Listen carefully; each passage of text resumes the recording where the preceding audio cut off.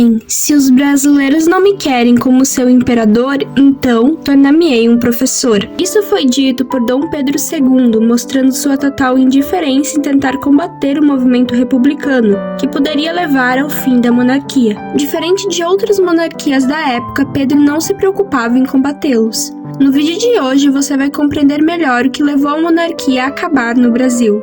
O imperador cansado. Uma coisa que é até hoje um enigma entre os estudiosos da passagem da monarquia para o início da república foi a reação da monarquia, que optou por não fazer nada para impedir que os republicanos progredissem no objetivo de estabelecer a república. Isso se deve, é claro, ao comportamento do imperador. Nos dias anteriores ao golpe republicano, Pedro II agia como se nada estivesse ameaçando o império, tanto que julgou desnecessário reunir-se com qualquer membro do governo. Isso deve-se, segundo o jornalista Max Lacrer, à incapacidade do império de se reinventar. O governo na forma monárquica diria respeito a outros tempos e seria incapaz de suprir as necessidades dos novos tempos. As novas ideias dos homens abalavam muito os alicerces de forma de governo como império. O cansaço do imperador se deve também à doença, como definiu o sociólogo pernambucano Gilberto Freire. Nem de longe lembrava a figura poderosa e carismática que por quase meio século conduziu com firmeza, paciência e sabedoria os destinos da nação. O avanço da propaganda republicana e a indisciplina nos quartéis, gerada pela questão militar, era um problema que Dom Pedro II parecia não conseguir exercer a liderança que o momento exigia. O imperador, cada vez mais cansado das coisas presentes, ia alheio aos assuntos políticos, anotou o Visconde de Toné em seu diário em 19 de abril de 1889. Explorando um pouco a saúde frágil de Dom Pedro II, precisaremos voltar um pouco atrás, quando a família real portuguesa veio fugida para o Brasil com a iniciativa do atual príncipe regente Dom João, para fugir das invasões de Napoleão Bonaparte, que buscava dominar também Portugal. Dom Pedro I, que tinha vivido seus primeiros anos em Portugal, via-se agora no Brasil. Devido à pressão de Portugal, Dom João teve de voltar ao país de origem e deixar Dom Pedro I como príncipe regente no Brasil. Sobre a educação de Pedro, Dom João jamais permitiu que alguém disciplinasse o filho, lhe dissesse o que devia fazer. Este, às vezes, contornava a rotina do menino de 2 horas de estudos diários ao dispensar seus instrutores para poder realizar atividades que considerava mais interessantes. Então, apesar de o primeiro imperador do Brasil aprender latim, saber tocar vários instrumentos, ler e escrever em português, francês, inglês e alemão, ele tinha muita deficiência em sua educação para governar um país. Sua primeira esposa, a Imperatriz Leopoldina, era muito mais preparada. Criada na corte de Viena, na Europa, estava muito mais preparada que o marido para governar, pois foi criada para isso. Devido a esses problemas em sua educação, Pedro I investiu muito na educação dos filhos, cuidando disso particularmente. Após ter renunciado em favor do filho Dom Pedro II em 1831, deixando-o no Brasil e partindo para a Europa para lutar pelo trono de Portugal em favor da filha Maria I, as cartas que escreveu a Pedro II são chocantes, pois apesar de na época não passar de uma criança, Pedro I escrevia como se fosse a um adulto. Claro que também podemos cogitar que as cartas serviram como uma consulta ao monarca quando crescesse nos futuros problemas que ele poderia enfrentar no governo do Brasil. É interessante que nessas cartas ele deixa claro que ser da família real não importava mais tanto. Agora o monarca precisava se garantir através do conhecimento e do estudo, provando sua sabedoria. Por isso, a rotina do pequeno imperador era muito exaustiva, começando a estudar das 7 da manhã e indo até a noite.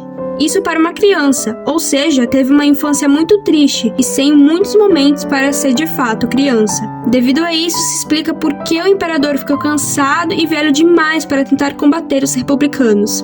Quase não pegava sol e era elogiado por poder permanecer horas e horas se dedicando ao estudo e se recuperando em pouquíssimas horas. Com toda certeza, isso o esgotou ao máximo, até o fim de sua vida. Acredito que é também uma questão emocional, não decepcionar a memória do pai. Pedro I era muito importante. Então, se era importante para o pai que Pedro II se dedicasse ao máximo, era o que ele faria. tanto que durante toda a vida teve essa procura incessante pelo pai ausente. Outro motivo palpável que foi comentado no começo do vídeo é a frase: bem, se os brasileiros não me querem como seu imperador, então tornar-me-ei um professor. E isso reflete essa indiferença, porque afinal, se você estuda e se prepara a vida inteira para governar um país e de repente não te querem mais, o pensamento era: agora vou me aposentar, depois de tanto trabalho. Esse era mais ou menos o pensamento do atual monarca Pedro II. Não poderia obrigar que o povo o aceitasse como monarca. Sem herdeiros. Um rumor forte era da provável abdicação em favor da princesa Isabel, o que na verdade apenas aumentou a resistência de um eventual terceiro reinado, por uma pequena parte da elite que ainda aprovava. Mas a própria Isabel chegou a cogitar a ideia de abdicar em favor do sobrinho, o príncipe José Augusto, filho da falecida irmã Leopoldina, afastando o risco do trono brasileiro ser ocupado indiretamente por seu marido, o Conde D. José Augusto era, portanto, muito mais apreciado pela elite por ser um homem. A princesa Isabel demorou algum tempo para ter filhos. Esse foi um dos motivos que a tornava desinteressante aos olhos da maioria, pois como uma mulher que não poderia ter filhos conseguiria reger um país? A visão daquele tempo era totalmente incompreensível.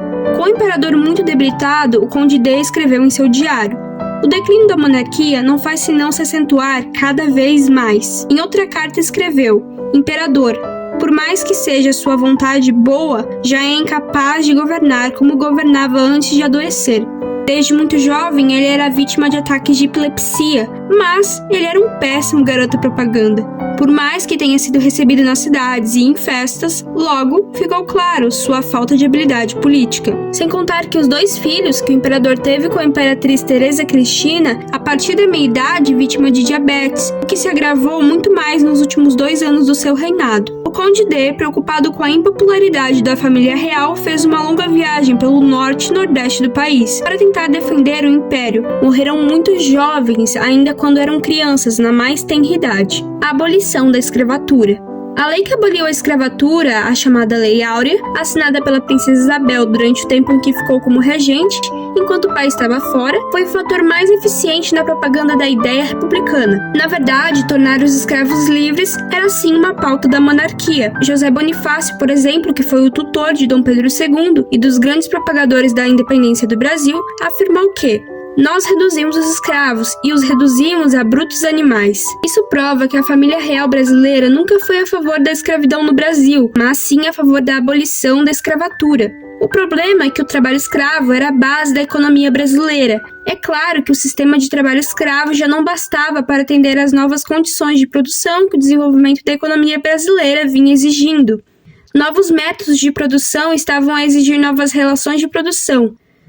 Foi com a abolição que houve grande revolta dos senhores de escravos, ou seja, a aristocracia agrária, que não se contentaram, sentiram-se muito abandonados pela monarquia e fizeram o mesmo com o império. Passou-se então de um entusiasmo pela ideia abolicionista para um entusiasmo à ideia republicana. É verdade que o movimento republicano nunca teve muita força em comparação à monarquia, porque ainda nem tinha conquistado as figuras representativas do país, quem dirá a grande massa. Mas então, como se explicar a vitória dos republicanos? Isso se deve à questão militar. A monarquia realmente nunca pareceu cultivar a simpatia do exército. Pedro II talvez tenha sido um dos únicos monarcas que não vinculou a sorte da dinastia aos militares. Mesmo depois da Guerra do Paraguai, não conseguiram o reconhecimento que mereciam, pois o regime monárquico não deu muitas honras aos militares, por medo de que os ex-comandantes criassem uma revolta contra o império, sem contar que os políticos que rodeavam o monarca eram antimilitares. A marinha, por sua vez, já tinha uma melhor relação com o governo. Isso explica por que a propaganda republicana não teve tanta força na marinha, nem atingiu os jovens nas escolas navais, enquanto teve muita força na escola militar, que por sua vez tinha o lema de que os políticos eram inimigos dos militares. O exército teve consciência da sua força depois da Guerra do Paraguai, e cada vez mais os políticos envolveram-os na política.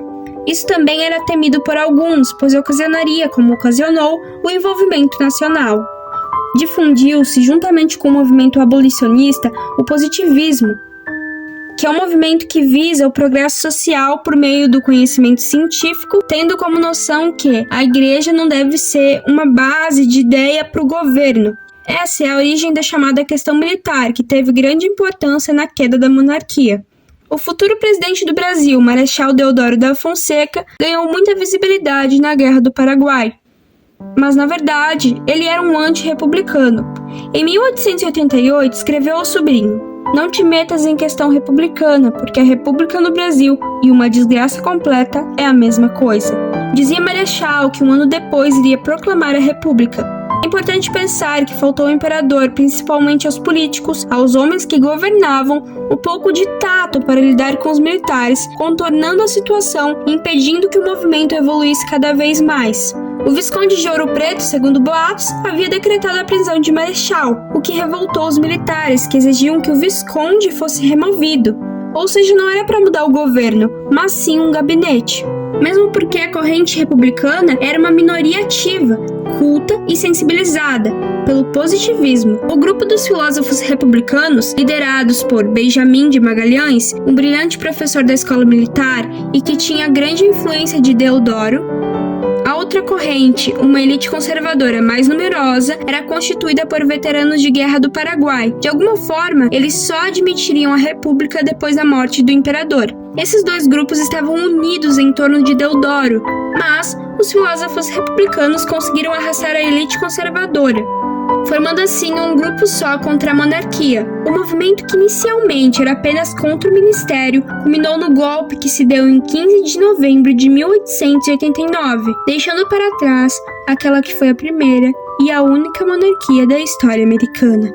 Bom, pessoal, como sempre, espero que o vídeo de hoje tenha contribuído para o seu desenvolvimento intelectual. Quero que vocês deixem nos comentários se querem uma continuação para contar sobre o exílio ou mesmo sobre o golpe em si.